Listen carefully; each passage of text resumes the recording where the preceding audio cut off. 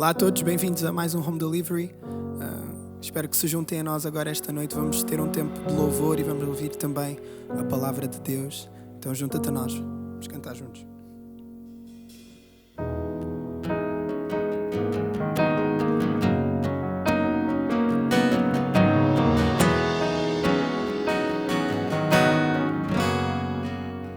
Quem é este que vai nos abraçando? Quem é este que vai nos constrangendo com o olhar? Ele é tão sábio, ensina em amor. Ele é tão manso, cuida dos corações. Quem é este que vai nos abraçando?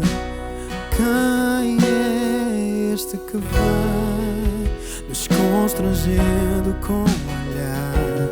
Ele é tão sábio, ensina em amor. Ele é tão manso, cuida dos corações. Ele entrou em casa, Ele está na mesa, Ele nos observa e sabe que o esperamos. E ao partir o pão, os nossos olhos se abrem, reconhecemos quem Tu és. Ao som da Tua voz, os nossos corações queimam de amor, queimam de amor. E ao partir o pão, se os nossos olhos se abrem,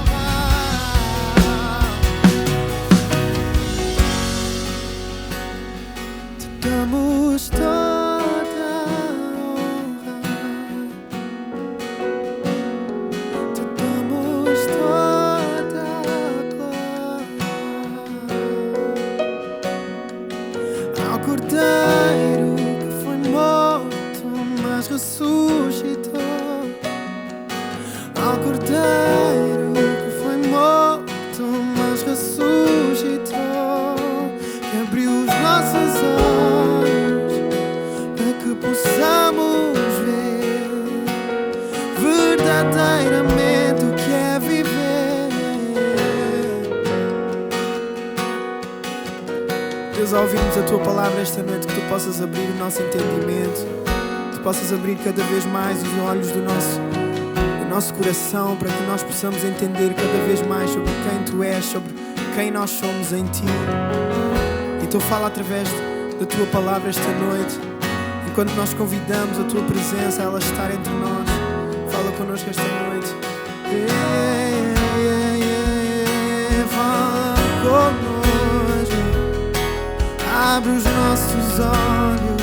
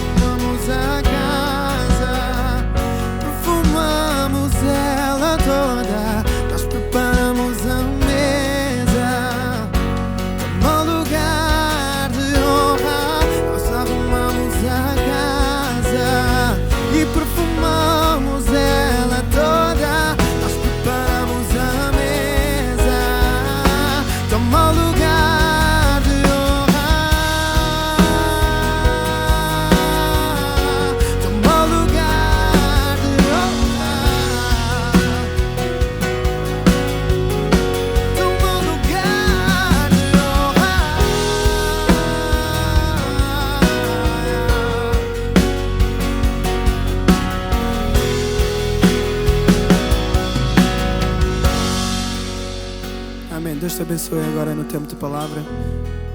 Vamos ouvir e vamos escutar aquilo que Deus vai continuar a falar.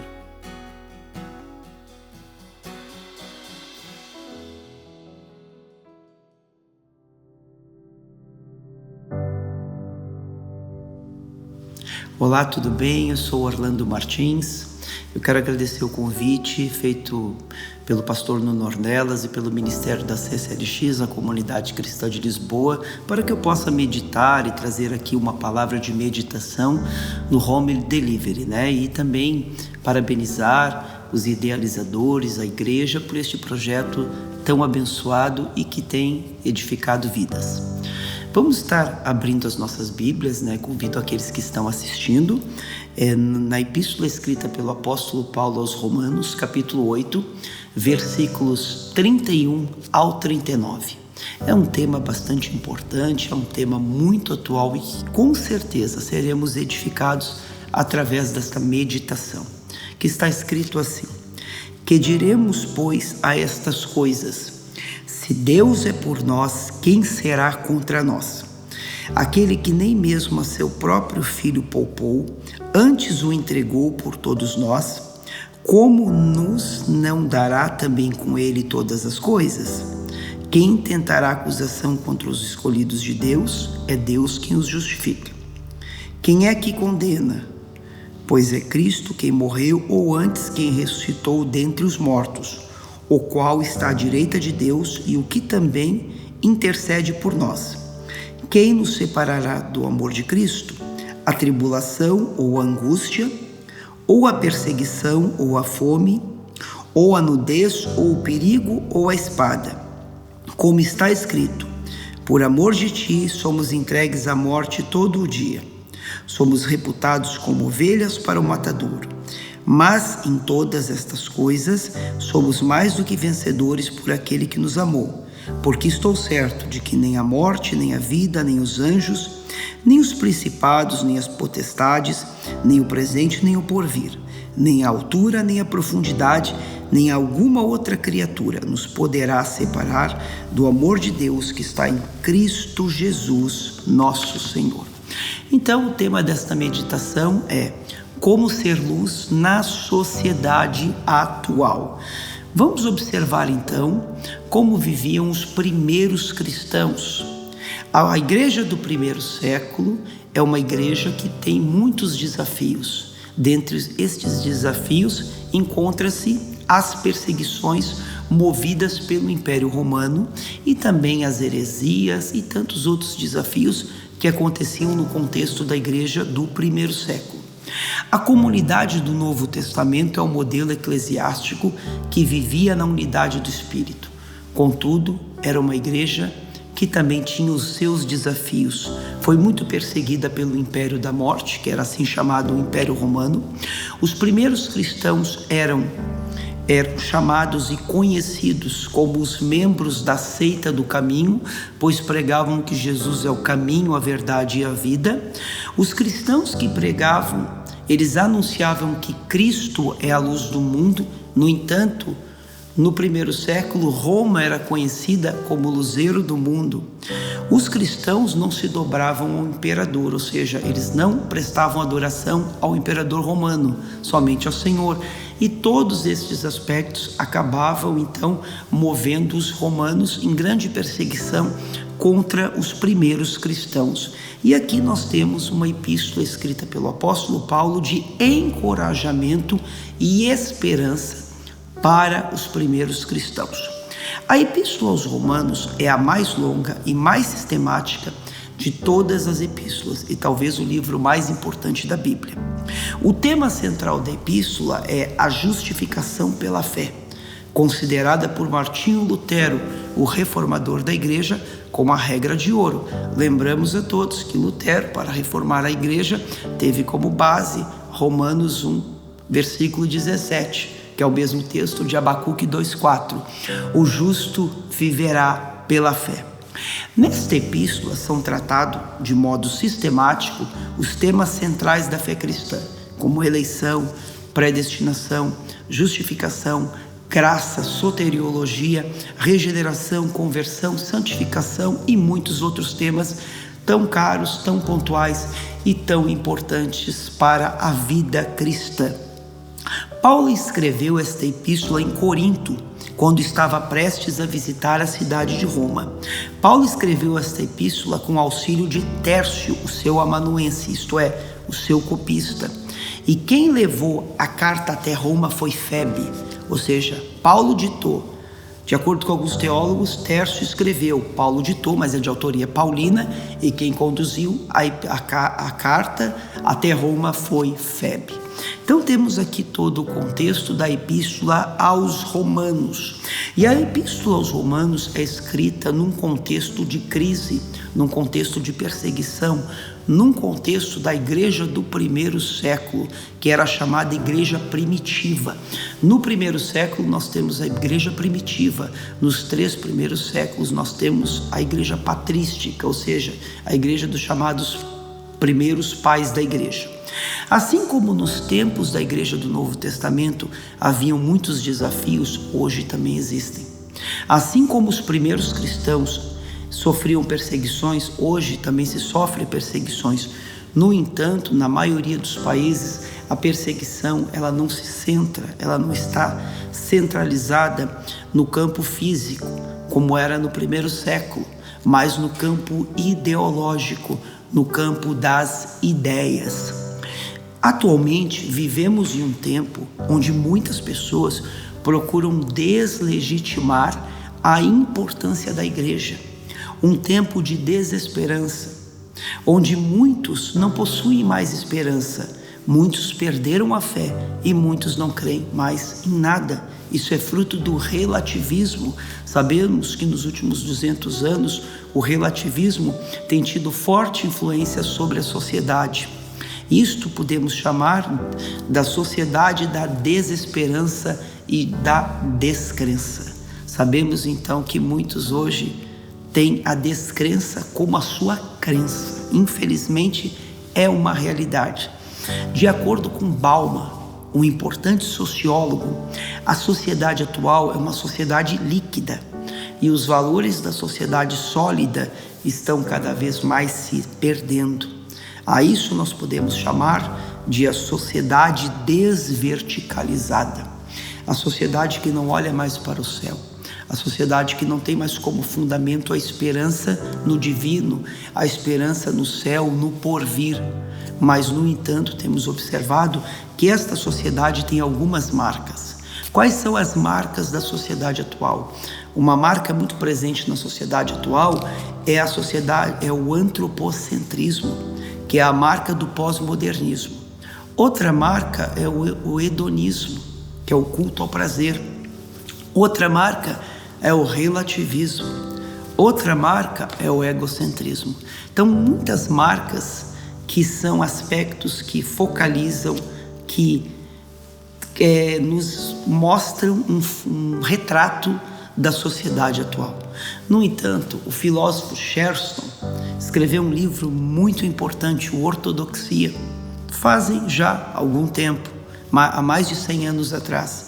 E na página 155, Chesterton escreveu a seguinte frase: o cristianismo, mesmo quando diluído em água, ainda permanece suficientemente quente para fazer ferver toda a sociedade moderna. A sociedade do primeiro século tinha 3 grandes influências que inclusive influenciou em muito o mundo bíblico. A primeira influência, a influência grega. Por quê? Porque o Novo Testamento foi escrito em grego. A língua oficial do Império Romano era o grego e também o latim, claro. A influência do judaísmo e a influência do Império Romano. O Império Romano moveu grande perseguição contra o cristianismo. Contudo, o Império Romano contribuiu num aspecto. O Império Romano construiu muitas estradas. De acordo com alguns historiadores, o Império Romano construiu mais de 6.000 quilômetros de estradas. Por isso que temos aquela célebre frase: todos os caminhos levam a Roma. Então vamos continuar. O apóstolo Paulo, então, aqui nessa passagem, ele nos ensina a importância da esperança diante da desesperança. Assim como na sociedade do primeiro século, a maioria das pessoas confiavam apenas em si mesmo ou em ídolos vazios, sabemos que tanto na sociedade grega como na sociedade romana, como em outras sociedades antigas, havia a prática da idolatria e havia aquela chamada ira dos deuses, ou seja, uma forma de aplacar a ira dos deuses era através de muitos cultos, muitos rituais, e aí foram surgindo muitos deuses, todos deuses que tinham relação com os fenômenos da natureza. Então, no primeiro século, havia muita idolatria, e a maioria das pessoas ou confiava em si mesmo ou em ídolos vazios que nada podiam fazer. Hoje não é diferente. Muitos confiam mais em si mesmos do que no Senhor. No entanto, no Evangelho de Jesus Cristo, escrito por João, capítulo 15, versículo 5, está escrito assim: sem mim, Cristo, nada podeis fazer.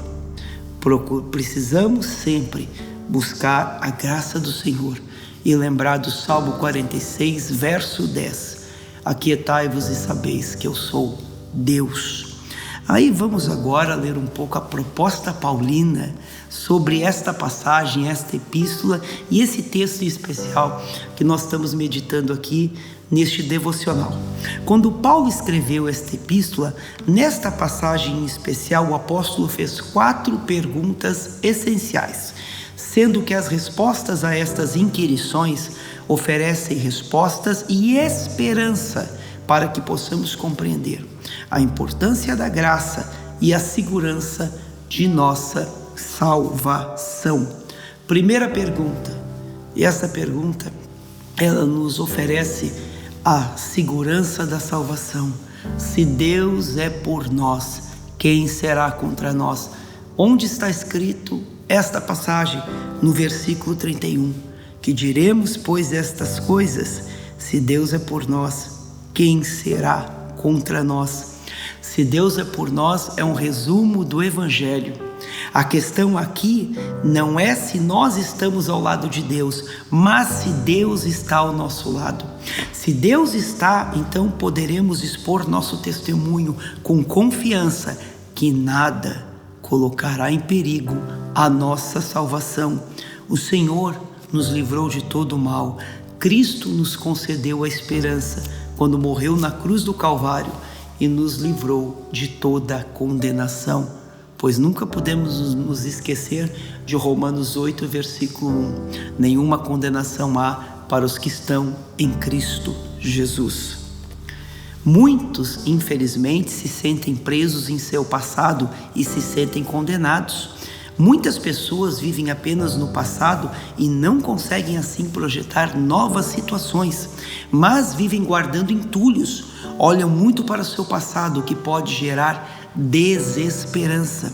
Devemos guardar de nosso passado aquilo que nos dá esperança e não curtir a fossa das experiências ruins, mas olhar para frente, sabendo que em Cristo somos mais do que vencedores.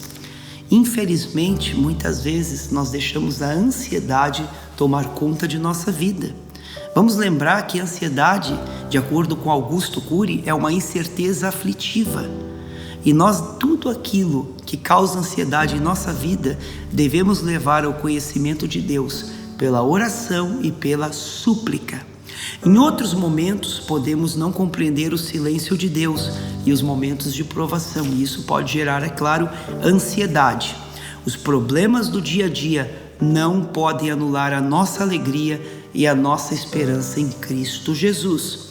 Devemos ser confiantes nas promessas e preencher o nosso tempo com aquilo que nos dá esperança, como está lá escrito em Jeremias. Muitas pessoas andam no caminho da desesperança. No entanto, para os que estão nessa situação, eu tenho um conselho. Não importa o que você fez no passado, Deus quer ajudá-lo, Deus quer perdoá-lo. Pensar demais no passado pode gerar desesperança. Vamos olhar para Cristo, pois Ele é a certeza de nossa salvação. Infelizmente, na sociedade atual, vivemos o tempo da tirania do urgente. Tudo é para ontem, tudo é para imediato. E muitos, infelizmente, buscam apenas o urgente, mas que se esquecem de buscar o necessário, que é o Senhor, que sempre tem a sua presença e o seu amor para cada um de nós. A segunda pergunta está lá escrito no versículo 33. Quem intentará acusação contra os eleitos de Deus? A Bíblia é clara em afirmar que o Senhor nos tornou livres por meio do sacrifício de Cristo na cruz. Ele assumiu a nossa posição. Ele nos justificou perante Deus. De todas as acusações já fomos justificados. Jesus, quando viveu entre nós, se esvaziou de si mesmo. Esse processo no grego é kenosis, que significa esvaziamento de si mesmo. Ele morreu na cruz do Calvário para que eu e você pudéssemos alcançar a salvação e a nossa bendita esperança. Ou seja, Ele morreu na cruz do Calvário para que eu e você pudéssemos alcançar a salvação e a nossa bendita esperança. Jesus carregou uma cruz de quase 50 quilos. Ele tomou o meu e o seu lugar. Foi a morte que nos trouxe vida. Somos redimidos pelo poder da cruz de Cristo e fomos chamados e vocacionados pelo Senhor para compartilharmos as pegadas do Evangelho. E também gostaria de lembrar que o Senhor tem um projeto na vida de cada pessoa, é um projeto de esperança. O apóstolo escreveu esta epístola para encorajar os primeiros cristãos diante das perseguições do Império Romano. Assim, quando faltar forças, busque forças em Deus. Leia sempre a palavra. Busque ajuda, sinalize, converse com os pastores, com os obreiros, mas não desista. Todos somos um projeto de esperança para esta sociedade sem esperança. Está lá escrito em Romanos capítulo 5, versículo 5. A esperança não confunde, mas o amor de Deus é derramado em nossos corações pelo Espírito Santo que nos foi outorgado. Dando continuidade, já quase concluindo, no versículo 34, temos a terceira pergunta. Quem condenará os eleitos de Deus? Ou seja, quem é que os condena?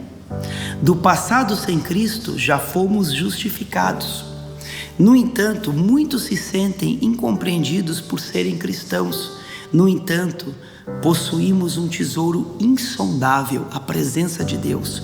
Quando nos sentirmos fracos, precisamos nos fortalecer na palavra, pois seguir a Jesus é o mais maravilhoso e o mais fascinante projeto de vida.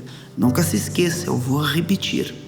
Quando nos sentirmos fracos, precisamos nos fortalecer na palavra, pois seguir a Jesus é o mais fascinante e o mais desafiador projeto de vida.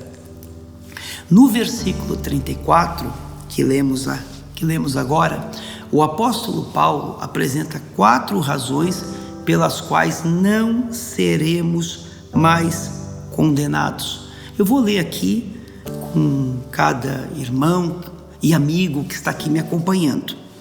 Quem é que condena? Pois é Cristo quem morreu, ou antes, quem ressuscitou dentre os mortos, o qual está à direita de Deus, e o que também intercede por nós. Neste versículo, o apóstolo apresenta 4 razões pelas quais não seremos mais condenados. A primeira razão, a morte de Cristo. A segunda razão, a ressurreição de Cristo. A terceira razão, a exaltação de Cristo. E a quarta razão, a intercessão de Cristo. Somente em Cristo temos a nossa suficiência. Somente nele e por ele somos completos e felizes. E a última pergunta para concluirmos está lá escrito no versículo 35. Quem nos separará do amor de Cristo? É bom sempre lembrarmos que este amor gera esperança, que este amor gera vida, que este amor nos fundamenta, que este amor gera fruto da tão grande salvação.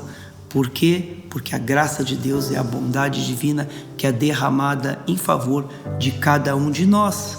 Portanto, se Deus é por nós, se não pode existir acusações contra nós e se não podemos mais ser condenados, Paulo conclui que nada nos separará do amor de Deus que está em Cristo Jesus. Ou seja, com nossas atitudes, vamos sempre refletir o amor de Deus, lembrando que a nossa vida deve ser, acima de tudo, o nosso maior testemunho e o nosso melhor culto ao Senhor.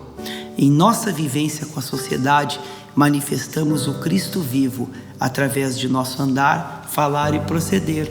Deus se manifesta e dá a conhecer sua vontade aos homens pelo fato de nossas vidas estarem sempre em sintonia com Ele.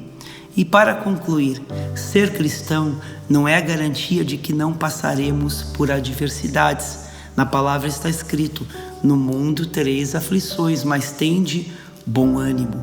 Paulo listou coisas que podem nos abalar. Está aqui, destes versículos que eu li.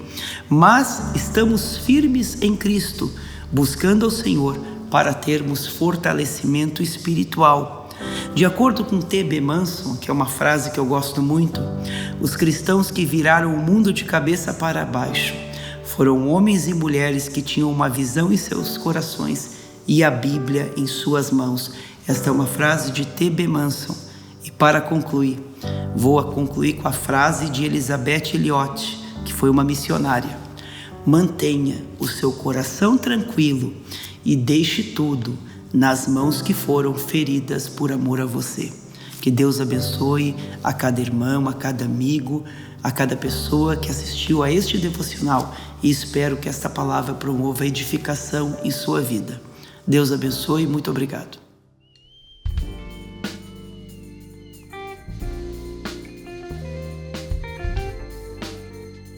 Que tempo fantástico que tivemos neste culto. Chegou o momento de podermos ofertar, servir a Deus com as nossas ofertas. As informações vão estar no rodapé. Por favor, sejam generosos. Deus ricamente os abençoe.